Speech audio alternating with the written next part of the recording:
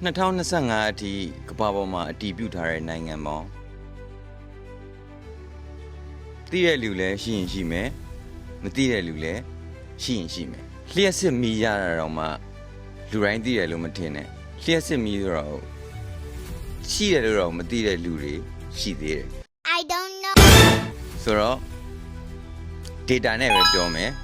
data ချက်လက်တွေနဲ့ပဲပြောကြရအောင်ဆိုတော့2025အထိကမ္ဘာပေါ်မှာအတည်ပြုထားတဲ့နိုင်ငံစုစုပေါင်း195နိုင်ငံရှိတယ်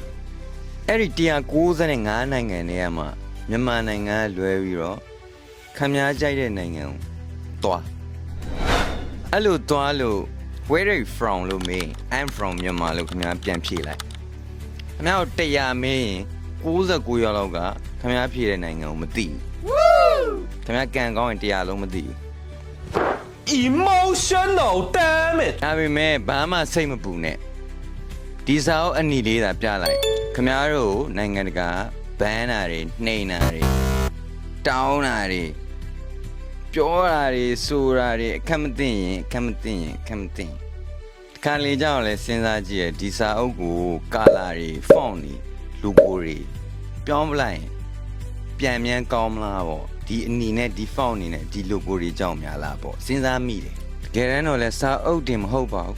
အကျင့်တွေလည်းပြောင်းအောင်မှာပါလေ Can't be here not to need to go pure only no sad